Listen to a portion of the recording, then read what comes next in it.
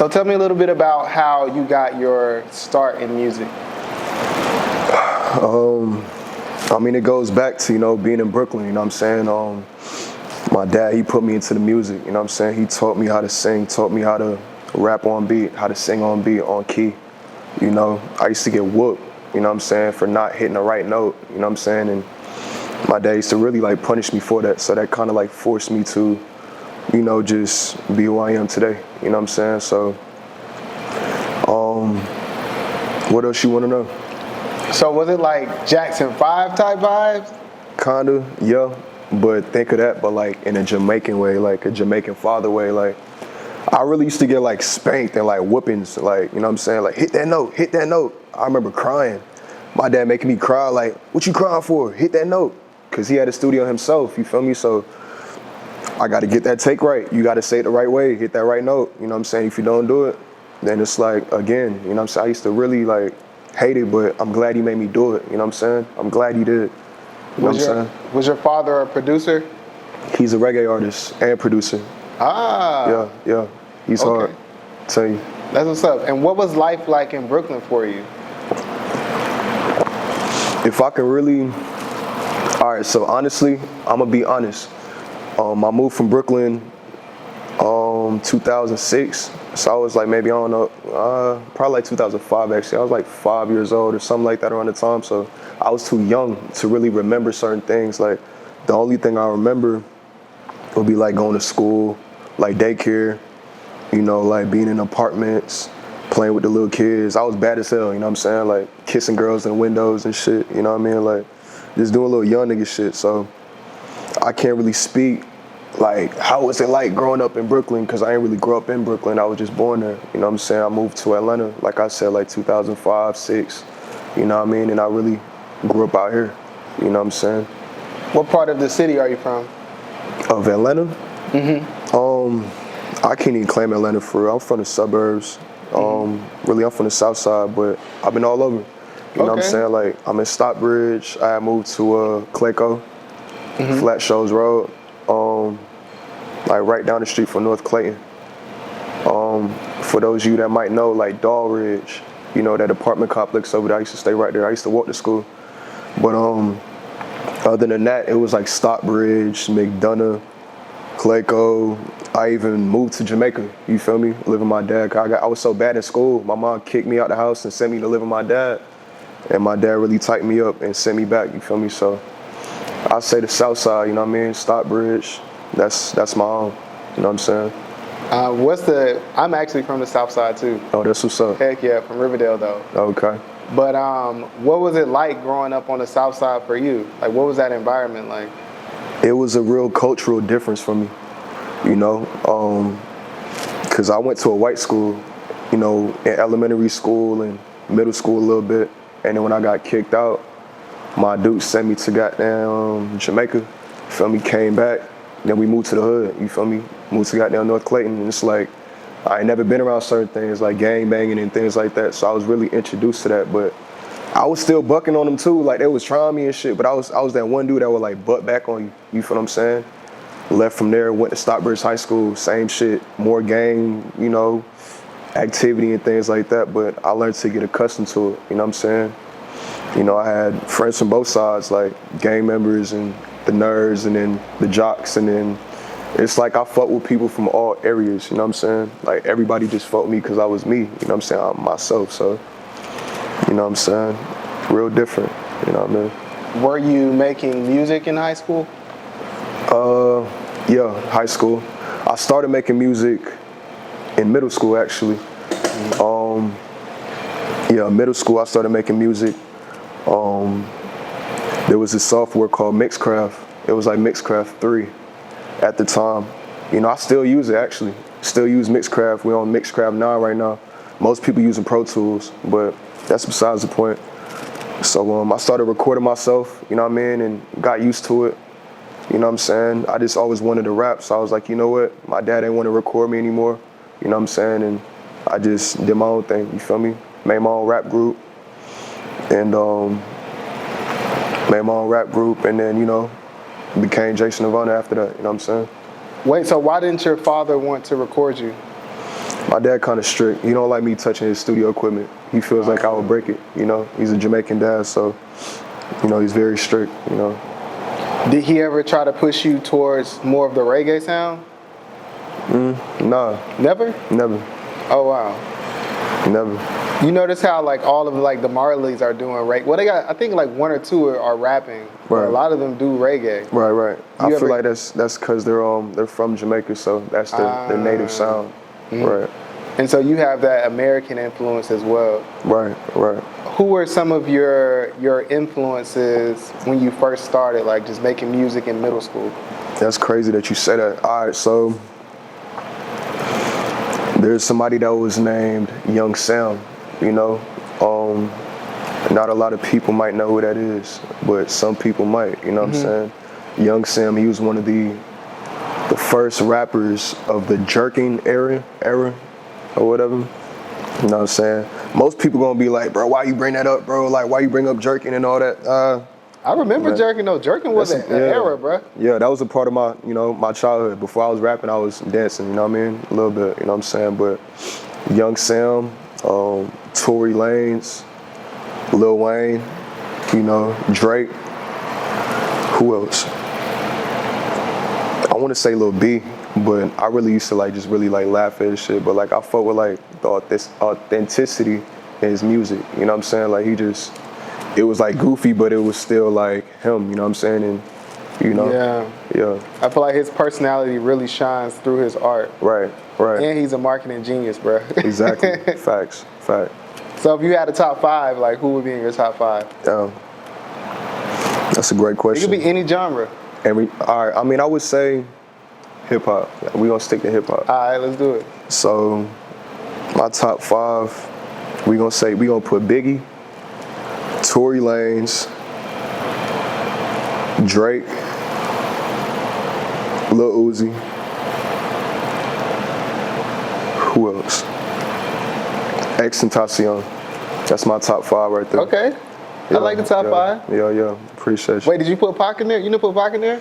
I mean, Tupac, he cool, but You got the bandana. me personally, I feel like Tupac music is like, it's good as a message, but it's boring. Like, it's boring. Like, I don't know, to me, you know what I'm saying? It's good. He's a good artist, you know what I mean? A great rapper, but I can never really get into the Tupac groove. Like, you know, I don't know. Maybe when I get older, I might sit down and, you know, really relate to what he's saying a little better. But for me, it's like music, it has to be a feel. Like, I have to feel it, like, you know what I'm saying? And also relate to it, you know what I mean? So, definitely. Are you independent or are you signed to a label? I'm independent right now. Is there a reason why you're independent? Honestly and truly, no label has really reached out as yet, you know, but I feel like even if they were to, they have to be talking about the right type of business, you know what I mean? I'm not trying to sign paperwork and then be stuck in a contract, not making money or just, you know, not being able to control my music and do what I want to do underneath their contract, you know what I'm saying? Making money off me, like, you know, I can't really do that. Yeah, I've definitely seen some like outrageous deals. Right. Like, some folks, you know what I mean? Some people are smart, like Young Thug, you know what I mean? He signed that deal. It wasn't the best deal, but what he did was he used the platform to really grow himself. Got out that deal, probably signed another deal, and, you know what I'm saying, got bigger. Now we see where Young Thug is, you feel me? So, you know, I might just do the same thing, you feel me? You know what I mean? So do you think that it's better for an artist to remain independent or to just go that major label route? I mean, that's a great question. Most people would say independent, and, you know, I'm kind of shifting towards independent because that's straight freedom. But at the same time, it's like you have to do what's best for your life, you know what I'm saying? So if you down bad and you broke and you ain't got nowhere to live, and it just depends on your circumstances. Like, if you can make that situation and turn it into something that you can feed yourself and your family and your people, you might have to take that L just to come up a little bit, you know what I'm saying? For a couple years or whatever, but as long as you living better, that's all that matters. You feel me? Shit, you get that money, put it into a different business of your own. Like, I don't want to give my idea out, you know what I'm saying? But I know what I'm going to do if I ever sign a check, you know what I'm saying? I'm put it into a business and make my money on the side apart from the music, you know what I'm saying? For sure. What's your daily studio routine like? Are you like one of those people who are like a studio rat, like in there all the time, or do you just go when you feel it? I love the studio. I love it. I love it. I'd rather be in the studio than being out at a kickback. You know what I'm saying? I just came from a kickback yesterday, and I'd rather be in the studio. You know what I mean? Like I was just sitting there, it's like, it's cool. Like it's all these, you know, girls and shit, you shaking ass, but it's like, I'd rather focus on my craft. You know what I'm saying? Fact. Do you feel like it's hard to make connections when you're in the studio so long? Like, does it have an effect on your friendships? No, I made a lot of friends in the studio. You know, just being in that environment around creatives that do the same thing that you do, and they're chasing the same vision as you, chasing the same goal as you. You know, it's like everybody's in the studio for a reason. You know what I'm saying? The people that I don't connect with is the ones that sit there and go to sleep and just get high and just aren't productive. You know, like if we can sit down and make some fire shit, then it's like, okay, you hard, bro. Let's lock in on another one, and then that's how we make our friendship. You know what I mean? Just hard work. You know what I mean? Being on the same frequency. You know what I mean? Definitely. What's been the most challenging part about being an independent artist? Eyes. You know what I'm saying? Like, you have to promote yourself. You know what I'm saying? Promotion. That's key. You know what I mean? And just being independent, you know, you have to be independent, like the word says. Like, you have to do everything, your own promotion. You have to pay for your own studio time, your own videos, you know, just everything like that. You know what I'm saying? Like, it's a challenge, but it's worth it. You know what I'm saying? Like, I got this far doing everything myself, you feel me? Like, I just recently started going to major studios, you know what I'm saying? Like, this whole time I just been recording myself and learning how to, you know, just get the frequencies right as I'm mixing, like the mixing and mastering. Like, I did it all myself, you know what I mean? And this is where it took me. So, you know what I'm saying? For sure. I feel that. So before we got on camera, I was telling you that your show was like super crazy. Right. Like I felt like all of the energy was like super organic. Right. There was a mosh, of course. For sure. What's been the craziest thing that has happened at a Jase Nirvana show? Man, it's been a couple things, bro, but I'll say one of the most iconic moments that stood out to me. You know, there was mosh pitting and stuff, you know, turned up to the music, and everybody was having a good time, but like, I look up and I see like a girl, like she on somebody's shoulder, and like she had her titties out and shit, like, yeah. I was like, oh shit, like, to my music, like, that shit fire, like, that shit was crazy. But it was crazy, it was crazy. Did you sign them though? Man, I wish. I was in the middle of my set, man. I was like, man. You gotta have that marker in your pocket. I got to. I'm gonna start signing. Like, come here, like, you fine, like, anyway, yeah. So you mentioned your father early on in the interview, and you talked about him not allowing you to use the studio equipment anymore. How do your parents in general feel about your music career? They support it 100%. You know what I'm saying? I feel like my dad doesn't quite understand where I'm at right now in the music, you know, in my career right now. But based off certain things that I tell him, you know what I'm saying? It's like he hears me, but he doesn't see it. You feel what I'm saying? Like, you know, yeah. But I'm gonna show him one day, you know what I'm saying? It's all gonna pay off, you feel me? I'm gonna give my mom that house, my dad that house, you know what I'm saying? All that hard work, it's gonna pay off. I'm gonna make sure, you know what I'm saying, they reimburse, you know what I'm saying, for looking out for me, you know what I'm saying? For sure. So your first big, I'm not saying that you haven't had it now because I don't know, but let's say your first big check, let's say you get a check for like $2 million. Right. What is the first thing that Jase Nirvana is gonna purchase? Recording studio. Ah, Yeah. okay. Where at? Atlanta, somewhere. In the Probably Marietta, like on the north side, you know what I mean? Yeah, but You gonna recording take us to Jamaica, bro? Say it again? You gonna take us to Jamaica? Hell yeah, I'm gonna take, you know what I mean, everybody that helped me get to where I'm at, you know what I mean, to Jamaica on the trip, you know what I mean? You know what I mean? Be on the beach, sipping out the mangoes, you know what I'm saying? Sipping out the coconuts, eating mangoes and things like that, you know what I'm saying? Heck yeah, it's gonna be fun. Tell me about the inspiration for your song Fox 5 that we listened to earlier. Okay, so just Fox 5, honestly and truly, it's just how the beat made me feel. You know what I'm saying? It's just hella energy, a lot of hard-hitting 808s and kicks and stuff, and it's just like, it has like this dark vibe to it, you know what I'm saying? And it's like, it makes you want to get out your body, like just rage, just fuck shit up, you know what I mean? So, I don't know, I just got on the mic, started saying shit, and then started saying Fox 5. I'm like, okay, this shit hard, like, and just kept playing onto it, kept adding onto it. And you know, that's what we came up with, you know what I mean? Fox 5, you know what I'm saying? Everybody love it, you know what I'm saying?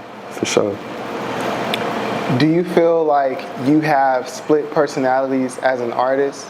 For example, you know how sometimes people say, when I'm performing, I'm a different person than I am in my everyday life. What is that like for you? Honestly, in my music, okay, so in my music, my name is Jase Nirvana, right? So Jase Nirvana, Jason's Nirvana. Jason is me, you know what I'm saying? Nirvana is my state of happiness. My music is my happy place. So this is Jason's Nirvana. So with different songs that I have, you know what I'm saying, it gives different vibes. There's like Heartbreak Nirvana, there's like Rage Nirvana, there's like Party Nirvana, there's V-Long Nirvana, Depressed Nirvana. It just depends on my mood. However the song makes you feel or whatever I'm talking about, that's my mood. And just throw Nirvana in front of it, you know what I'm saying? Like, you know what I'm saying? So, yeah, I have different personalities within the music, but it's all Jase, you know what I'm saying? It's like, I don't know, it's just my way of venting, you know what I'm saying? Every song I'm venting, you know what I'm saying? I'm talking about something, my mood, and just how I feel, you know what I'm saying? So, definitely. If you were to give a piece of advice to a young person who hasn't made a song yet, who has never produced music, who wants to get on the stage like you, what would you tell them? Take your time. Like, just take your time and invest wisely, you know? Have the right people around you, you know what I'm saying? And really just take that time to yourself and just lock in on your craft. Like, take your time. Sit down, get yourself a computer, your own equipment, lock in your room, and just master that, you know what I'm saying? Just master it. That's what I did, you know what I mean? I don't need no studio, man.